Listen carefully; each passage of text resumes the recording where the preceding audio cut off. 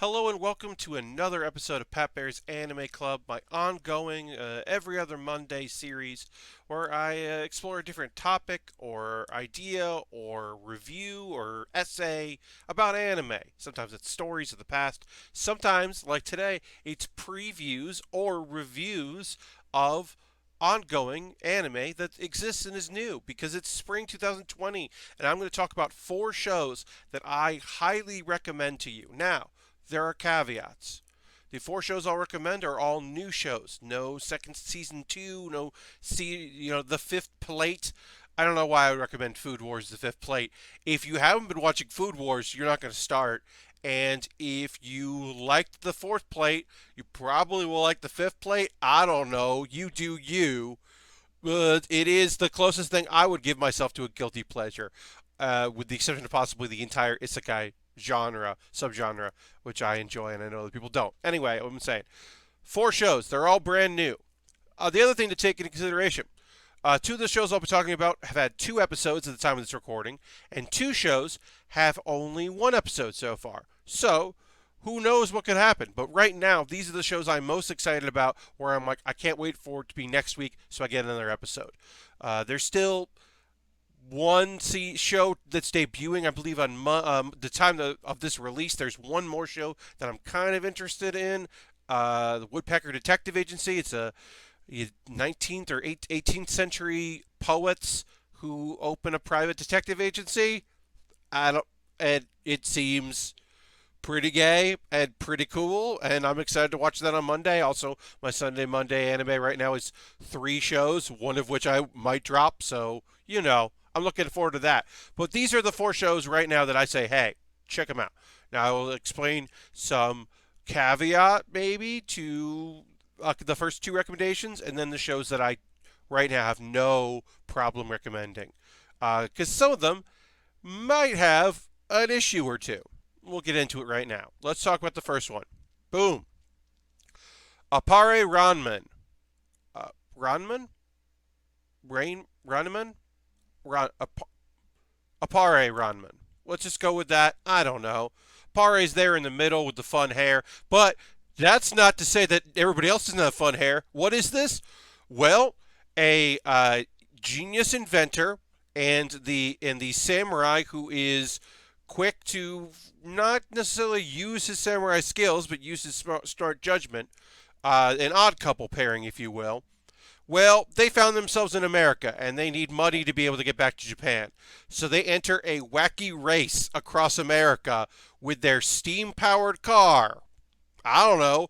And they meet a cast of characters along the way. Now, the first episode, there's only been one at the time of this recording. First episode, we see that there's going to be a race, and then we flash back to them and how they got to America.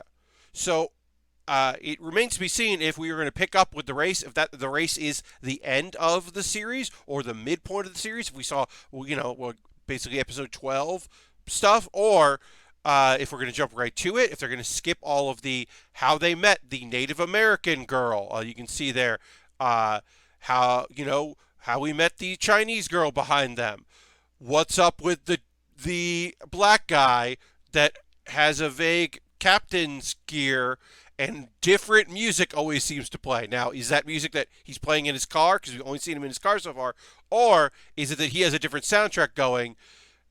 These are the things that I'm wondering about. I'm wondering about that dude, and I'm wondering about the First Nations person who is part of their crew, and if she is a terrible stereotype, if our black gentleman is a terrible stereotype as well. Who knows?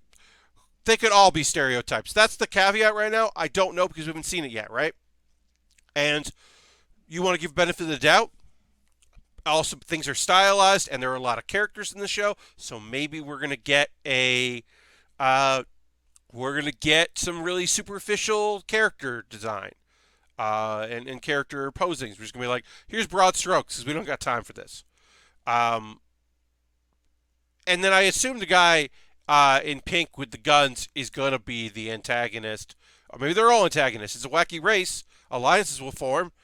But it's a wacky race anime with a genius samurai in the 19th century and I'm on board. 1900s, let's say, not 1900s, and I'm on board. So I recommend it. The first episode was awesome. I'm excited to see more. Will I change my mind about that? I don't know. Another show that I'm not sure I'm going to change my mind on, but unlike other shows in the subgenre, there's an element to this one that may turn you off. Go over here. Yeah, okay. So, well, first off, Diary of Days at the Breakwater is a bad name.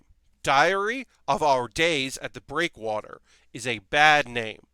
So I'm just going to keep calling it Breakwater because that's easier. It's the Breakwater Club, which is the fishing club in a rural or rural, the countryside, right? So it's a small club. It had two. It has a senior member, third year, a second year, and now two new freshmen.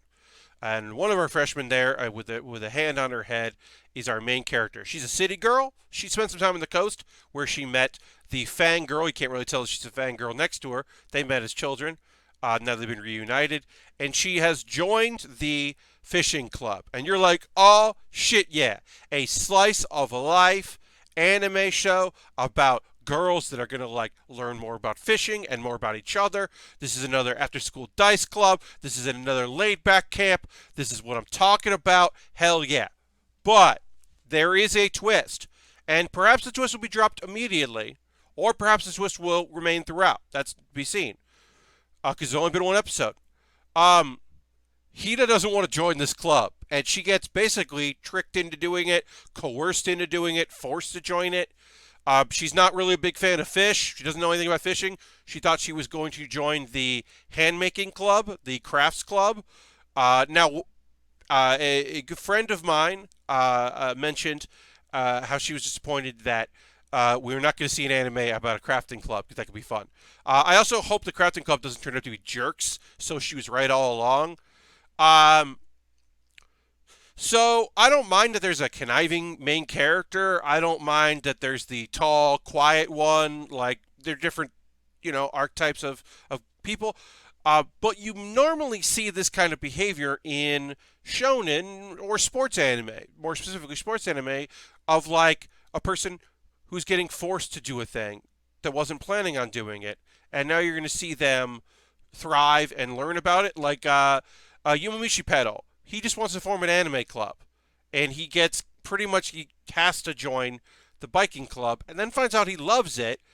But that's a little more forgivable in sports for some reason. This felt, because it's a slice of life, this feels bad a little bit, bad. Like, and if that's a deal breaker for you, if slice of life is your subgenre, and this is the kind of stuff you like, then you might be more interested in some other offerings that are out there right now.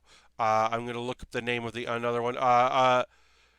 Kakishigoto is another slice of life, and it's a comedy slice of life that might be more in your thing. There's a lot of lying in that one, but it's comedic storytelling. Father doesn't want his daughter to know that he draws manga that is like dirty joke manga. So that's like a comedy of error show. That might be more in your line if you're liking than this. I'm excited about it. I think the characters look cool. I like the setting. I like the idea of doing a slice of life about a fishing club. I'm hoping that Hina just like episode 2 is just like, oh, I can use my crafting skills, because she does. She helps untie a knot. She could make the fishing club better with her natural things that she likes to do as she starts to learn more about fishing, and then it's not really about the fishing, it's about the people. That's my hope. This could turn into being more and more, like if they really hammer home the reluctantness and the forced nature of her joining the group, then that could be a turnoff. So we'll wait and see. But I'm excited about it, and also we haven't had a fangirl in a show in a little bit, and I'm a big fan of that character archetype. It's fun. This one's pretty fun, too. I'm going to recommend an isekai. Wait. I'm going to recommend an isekai, and I think you should watch it. Is this part of the generation of, well, modern isekai is this, and this, let us subvert it. Let's go back to having a female main character, like the isekai roots, all the way back to Alice in Wonderland? Yeah, it is in many ways that kind of a thing. Is it based on instead of, oh, it is a isekai, but it's like video game mechanics inside the world?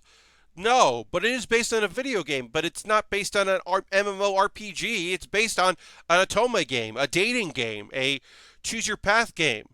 And imagine you die and you wake up and you are the villain in the game. That's right. This show is called My Next Life as a Villainous. All routes lead to doom.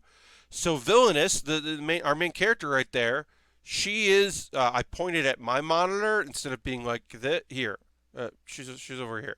She's there. She's over there. She wakes up. She's already lived that life, and now she has the memories of her former life, and remembers this game because she was an otaku and played this game. She's the villain. Nothing works out for her, and so the first episode, she makes that, she gets it in the head, which is why she has the mark on her forehead. Remembers what happened, realizes that the best case scenario is she gets exiled. So it's a comedy, isekai. So there's funny things like internal monologue in her head of what she can do, and she's like, as she's starting to meet these characters, okay, well, I know that the prince is actually a cold, calculated character, so I have to be wary of him, and never really trust him. And then I have a distant relative who comes here to my little brother, and in the game I'm mean to him and I keep him isolated. So when he first meets someone who shows him any kindness, the heroine of the story, he falls for her. So I'll shower him with love, and that doesn't go particularly great. But it goes okay. So she's figured it out. But there are consequences to changing this story. She's going to try to learn swordsmanship and how to use magic better because she's apt in that stuff so that she can defend herself in the future. So she doesn't get killed because one of the outcomes is she gets murdered. Um, so it's going to be interesting to see where that goes as we start to see these characters. Um, and then we haven't, and then we're going to get introduced eventually to the heroine because it takes place in school, the first episode in the school. So it's going to be interesting to see how this plays out for comedic effect. I love a good isekai. I love a weird isekai. And I love a comedy show that, like, is self-awareness. It's basically implied that she got truck-gooned. She said she was running late for school, and then, so yeah, she got hit by a truck. So I appreciate that. I like that she's like, has the awareness of the life that she led before she remembered her past memories. And it's going to be interesting to see where it goes. I highly recommend it. And then finally, this one I recommend this. I don't know if you're going to like it as much as I do. Maybe I'm overhyping it, but damn if it isn't my favorite show of the season so far. Gal and Dino. Gal and Dino. That's the dinosaur in the bottom there. The art is a little odd, but don't worry because there's not a lot of art. Hey, if you do not want spoilers for a thing that you'll kind of figure out when you watch the opening, if you don't want to be spoiled by this, if you want to go into this show cold, just watch Gal and Dino. At the time of this recording, there are 2 episodes up on Funimation. One is free. If you're not a premium member, you can watch the second one. If you are a premium member, please watch it. Go and watch it. Watch it. If that is like, ooh, if the idea of this, a fashionable young lady, a gal, wakes up and remembers, oh yeah, last night I told this dinosaur that he can live with me, and then stuff happens. If that interests you and you don't want to know other stuff that's going on, if you don't want to be spoiled by anything and how this is more than that, you can go away, watch the show, enjoy. Leave a comment below. Let me know the shows you're watching. I might do a roundup of seasons of, like the Fifth Plate, Food Wars, and Love is War Season 2, and Ascendance of a Bookworm Season 2. I might do that. I don't know if I'm going to do that or not, but I might do that. But these are just new shows you should check out, and then let me know what else you'd like to see Pat Bear's Anime Club. And then for those that are sticking around, okay, they're gone now. What's up with the live action parts, y'all? I mean, look, you see the opening and you're like, oh, cool. There's a suit they made a costume for it. They put it in the real world. That's fun. But that's like most of the show for real, because the animated parts are really short, and then the computer generated fake claymation parts are like just little gags, one offs. And then there's this whole alternate reality to the Gallon Dino reality, which may have already fixed itself by the end of episode 2, but who knows? And like all of it, the air horns, the Christmas stuff, the stilted odd acting from the caretaker or the landlord, this weird choice, all the choices that the character actor guy makes that's playing a version of himself. All of the live action is bizarre as hell, and what the fuck? Just what the fuck? Gallon Dino. It's on Funimation. Comes out on Saturdays. I think Gallon Dino alone is worth getting a premium membership, so you're not a week behind me. So you can just watch the new episodes when they come out. Holy shit, Gallon Dino rules. And then, look, I got to play genres. We got some comedy stuff. We got an isekai. We've got a slice of life. We got an action series that has some sci-fi elements to it. There's no new shonen right now. There is some returning stuff and there's some ongoing stuff. There's nothing brand new for shonen, as far as I can tell. Maybe one of these action shows actually classifies shonen, but none of it feels like shonen. Uh, there's just a lot of vaguely actiony, maybe funny shows based on mobile games that are popular in countries that I have never been to. So, I don't know, get caught up on Black Clover. You got time. Get caught up on Black Clover. They're about to enter their first ever arc that is original to the anime, their first filler arc. Uh, right now, we are about to have the training because the manga skips the training. They do a time skip. They do power creep time skip because you got to get your power up for the next thing. And so I guess the anime is going to explore that and actually show that, and that's going to be their filler arc. And who knows how that's going to go? I don't know how it's going to go, but I can tell you that there's over 100 episodes. It's a really great show. Gotch, you can see the gentleman with the nosebleed. He sucks shit, and I hate him. But other than that, this show rules. The nonsense funny characters are great and totally worth checking out. Charmy, you can see there, the chibi version of Charmy there eating that cupcake is best girl. Just the best. But everyone is awesome and great. And it's a show about found family and togetherness. And there's some sadness to it, but also a lot of joy. And get over the fact that Gotch sucks. And if you can get over the fact that Asta yells all the time, you do get used to it. I mean, I did. I don't know about you. Black Clover. Because I want to recommend a shonen. And My Hero just finished up season 4. One Piece is just dragging, in my opinion. I don't think Boruto is good. I don't think the episodes of Boruto, the arcs of Boruto that focus on Boruto, I don't think are that great. I think the stuff that focuses on the Naruto past stuff is okay. But when you're like mostly about Boruto, I'm not into it. So there's not really anything. And then I guess Food Wars is shonen. It's shonen, but how am I going to recommend the 5th season of? I've already said this. How do I recommend the 5th season of Food Wars? Either you watch Food Wars or you don't. It's the last season apparently. Probably could have ended the 4th season without it being a problem. I don't know. Anyway, that is Pat Bear's Anime Club. I hope you enjoyed this video. I hope that you're watching some anime. Let me know in the comments below, as I said, what are you watching? What's good? What do you like? I'm watching a ton of stuff. I only mentioned the 4 new ones, but I'm watching, sequels of things. I'm watching a bunch of stuff I'm not really sure about. Like, I don't know if Princess Connect Redive is going to be fun, or Sachibato President. It's time for battle. I could drop that in drop of the hat. Easy. I could drop it as I drop it. But there's some good stuff out there. Tower of God's pretty interesting. The Eighth Son could be good, but probably isn't going to be that great. And, there's a bunch of stuff I haven't even checked out yet. Maybe I will.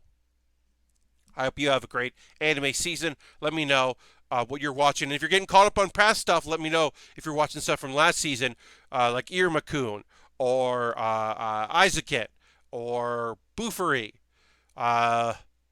And then I'll see you soon on the next Pat Bear's Anime Club. Thanks for watching. And yeah, like, subscribe, all that stuff. Bye-bye.